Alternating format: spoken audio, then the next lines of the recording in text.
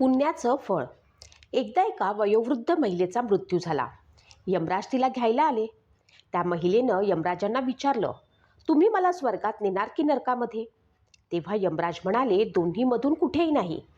कारण या जन्मामध्ये तू खूप चांगले कर्म केलेले आहेस, त्यामुळे तुला सरळ ईश्वराकडे घेऊन जाण्याची आज्ञा आहे. ती वयस्कर महिला खूपच आनंदित झाली आणि म्हणाली, मी खूप आभारी आहे, पण माझी तुम्हाला एक विनंती आहे. मी इथे पृथ्वीवरती स्वर्ग आणि नरकाविषयी खूप सारे ऐकलेलं आहे. मला एकदा या दोन्ही जागा कशा आहेत ते बघायच्या आहेत. तेव्हा यमराज म्हणाले, तुमचे कर्म चांगले आहे, त्यामुळे मी तुमची ही इच्छा पूर्ण करू शकतो.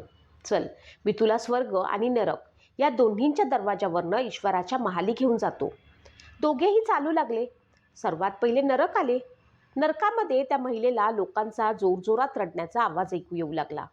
तिथे सर्व लोक अशक्त आणि आजारी दिसत होते. त्या महिलेनं तेथील एका माणसाला विचारलं, तुम्ही सर्वजण इथे अशा अवस्थेत का आहात? तेव्हा तो व्यक्ती म्हणाला, मग अजून कोणत्या अवस्थेत असणार? मृत्यूनंतर जेव्हापासून आम्ही इथे आलेलो आहोत, आम्हाला एकही दिवस अन्न खाण्यासाठी मिळालेलं नाही. भुकेमुळे आमचे आत्मे तडफडत आहेत. तेव्हाच त्या वयस्कर महिलेची नजर एका मोठ्या पातेल्याकडे गेली, जे त्या लोकांच्या उंचीपासून 300 फूट उंच होतं. त्या पातेल्यावरती एक मोठा चम्मच लटकवलेला होता आणि त्या पातेल्यातून खूपच स्वादिष्ट खमंग वास दरवळत होता. तेव्हा त्या वयस्कर महिलेनं त्या व्यक्तीला विचारलं, ह्या पातेल्यामध्ये काय आहे? तो व्यक्ती निराश होऊन म्हणाला, हे पातेलं नेहमीच खूप स्वादिष्ट खिरेने भरलेलं असतं. तेव्हा त्या महिलेनं विचारलं, यात खीर आहे, मग तुम्ही लोक हिला पोटभर का खात नाही? तुम्ही उपाशी का राहत आहात? तेव्हा ती व्यक्ती रडून बोलू लागली, कसं खाणार? ते पातेलं 300 फूट उंच आहे. आमच्यापैकी कोणीही त्या पातेल्यापर्यंत पोहोचू शकत नाही. तेव्हा त्या वयस्कर महिलेला त्या सर्वांची दया आली. ती विचार करू लागली, ते बिचारे खीर असून जेवू शकत नाहीत.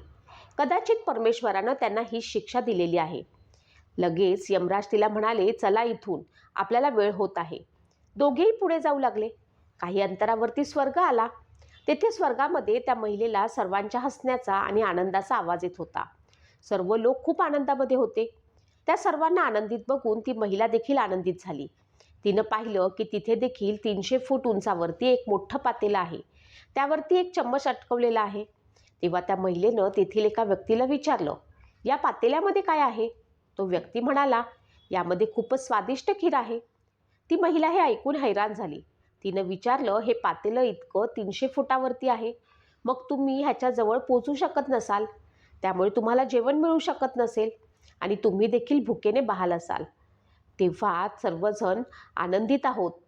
हे कसे?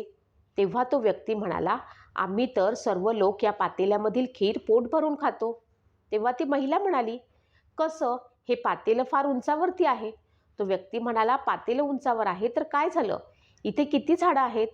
परमेश्वरानं हे झाड, नद्या मानवाच्या उपयोगासाठी तर बनवलेले आहेत. आम्ही यातील काही झाडांच्या फांद्या तोडल्या आणि त्याची एक उंच शिडी बनवलेली आहे. त्या शिडीवरती चढून आम्ही त्या पातेल्याजवळ पोचतो आणि पोटभर खीर खातो. त्या व्यक्तीचं हे उत्तर ऐकून ती म्हातारी आश्चर्यचकित झाली. तिने यमदूताकडे पाहिलं. तो हसला आणि म्हणाला, परमेश्वराने स्वर्ग आणि नरक दोन्ही देखील माणसाच्या हातामध्ये स्वाधीन केलेले आहेत. माणसाने ठरवलं तर तो त्याला नरक बनवू शकतो आणि ठरवलं तर स्वर्ग. परमेश्वराने सर्वांना एक समान संधी दिलेली आहे. त्याच्यासाठी त्याची सर्व मुलं एकच आहेत. तो कुणामध्ये भेदभाव करत नाही. तेथे नरकामध्ये देखील असेच झाड, नद्या सारं काही होतं, पण तेथील लोक आळशी आहेत. त्या लोकांना खीर त्यांच्या हातामध्ये हवी आहे. ते कोणतेही काम करू इच्छित नाहीत. त्यांना मेहनत करायची नाही. यासाठी ते सर्वजण भुकेने बेहाल आहेत. हीच परमेश्वराची बनवलेली दुनिया आहे. आपल्याला परमेश्वर हेच सांगतो, जो काम करेल, मेहनत करेल, त्यालाच त्याचं फळ देखील मिळणार आहे. यमराजाचं हे बोलणं ऐकून दोघेही जण आनंदाने पुढच्या मार्गक्रमणाला लागले. मित्र हो, या कथेचं सार असं की स्वर्ग आणि नरक दोन्ही आपल्या हातामध्ये असतात. जर आपण मेहनत केली तर त्याचं फळ आपल्याला मिळणार आहे आणि ते चांगलं असेल, जे आपल्या जीवनाला स्वर्ग बनवू शकतं. पण जर का तुम्ही आळसमध्ये बसून राहिलात तर मात्र तुम्ही चांगल्या संधीला देखील नरक बनवत असता. दुसरी कथा आहे पुण्याचं फळ. एक शेठ बसमधून उतरले. त्यांच्याकडे बरंचसं सामान होतं. ते आसपास नजर फिरवू लागले. तेव्हा त्यांना एक मजूर दिसला. शेठने त्याला आवाज देऊन बोलावलं आणि सांगितलं, मला या ठिकाणी सामान घेऊन जायचं आहे. तू त्याचे किती पैसे घेशील? तो मजूर बोलला, तुम्हाला जितके वाटतील तितके द्या, परंतु माझी एक अट आहे. जेव्हा मी सामान घेऊन चालेल तेव्हा रस्त्यामध्ये एकतर माझी गोष्ट ऐका किंवा तुम्ही मला एखादी गोष्ट सांगा. त्या शेठनं त्याला ओरडले आणि पळवून लावले. दुसऱ्या एखाद्या मजुराला तो शोधू लागला, पण बराच वेळ शोध घेतल्यानंतरही त्याला दुसरा कोणताही मजूर भेटला नाही. शेवटी मजबुरीमध्ये त्याने त्याच मजुराला बोलावले.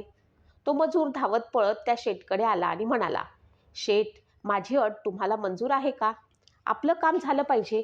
या विचारानं त्यानं होकारार्थी मान हलवली. त्या शेठचं घर जवळपास 700 मीटरच्या दूर अंतरावरती होतं. त्या मजुराने सामान उचललं आणि तो त्या शेठसोबत चालू लागला आणि बोलला, शेठ, तुम्ही गोष्ट सांगताय की मी ऐकवू? त्या शेठने सांगितलं, तू सांग. मजूर खुश झाला आणि सांगू लागला, जे काही मी बोलेल ते तुम्ही लक्ष देऊन ऐका. असं बोलून तो पूर्ण रस्ताभर गोष्ट सांगत चालला. दोघेजण त्या शेठच्या घराजवळ पोचले.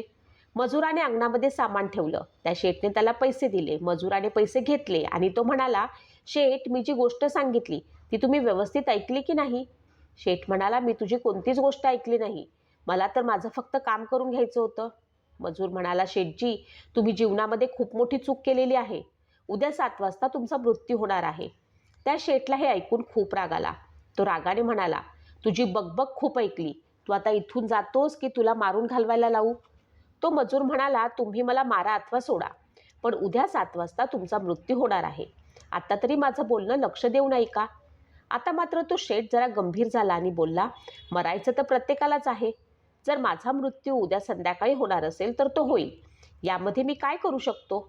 तो मजूर म्हणाला, तेव्हा तर मी सांगत आहे, आता तरी माझी गोष्ट लक्ष देऊन ऐका. तो शेठ बोलला, बरं ऐकव, मी तुझी गोष्ट लक्ष देऊन ऐकतो. मजूर बोलला, मृत्यूनंतर तुम्ही यमलोकात जाल तेव्हा तुम्हाला पहिला प्रश्न विचारला जाईल, तुम्ही पहिले पापाचं फळ भोगणार की पुण्याचं? कारण माणूस आपल्या जीवनामध्ये पाप आणि पुण्य दोन्हीही करत असतो. तर तुम्ही सांगा, मी पापाचं फळ भोगण्यासाठी तयार आहे, पण मी पुण्याचं फळ डोळ्यांनी बघू इच्छितो. एवढं सांगून तो मजूर तेथून निघून गेला. दुसऱ्या दिवशी बरोबर 7 वाजता त्या शेठचा मृत्यू झाला. शेठ यमलोकात गेला. यमराजने त्याला त्या मजुराने सांगितलेला प्रश्न विचारला, अगोदर तू पापाचं फळ भोगू इच्छितोस की पुण्याचं? तेव्हा शेठ म्हणाला, मी पापाचं फळ भोगण्यासाठी तयार आहे, परंतु जीवनामध्ये मी जे काही पुण्य केलं आहे त्याचं फळ मी माझ्या डोळ्यांनी पाहू इच्छितो.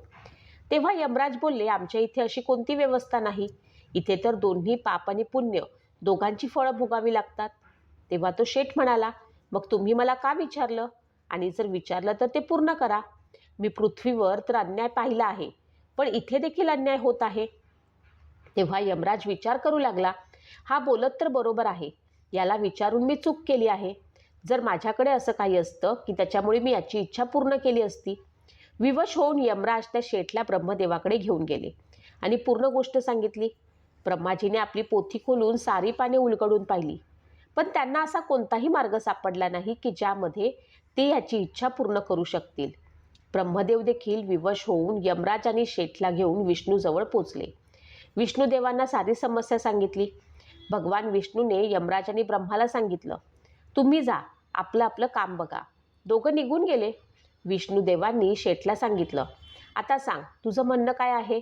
शेठ म्हणाला, मी सुरुवातीपासून हेच सांगत आहे, मी पुण्याचं फळ बघू इच्छितो आणि पापाचं फळ भोगू इच्छितो. पुण्याचं फळ मला माझ्या डोळ्यांनी पाहायचं आहे. तेव्हा भगवंत म्हणाले, धन्य आहे तो गुरुरूपी मजूर, जो शेवटच्या क्षणी तुझं कल्याण करून गेला. अरे मूर्ख, त्याने तुला सांगितलेल्या उपायामुळे तू माझ्यासमोर उभा आहेस. तुझ्या डोळ्यांनी तू माझं दर्शन केलेलं आहेस. माझ्या दर्शनाने तुझे सर्व पाप नष्ट झालेले आहेत. यापेक्षा कोणतं मोठं पुण्याचं फळ तू पाहू शकत आहेस? मित्र हो, या कथेचा सार असा काही आहे, गुरु आपल्याला कोणत्याही रूपामध्ये मिळू शकतो. गुरुने सांगितलेली प्रत्येक गोष्ट लक्षपूर्वक ऐकली पाहिजे. माहीत नाही कोण तुम्हाला कोणता धडा शिकवून जाईल, म्हणून समोरची आलेली संधी कधीही दवडू नका, तिचं सोनं करा.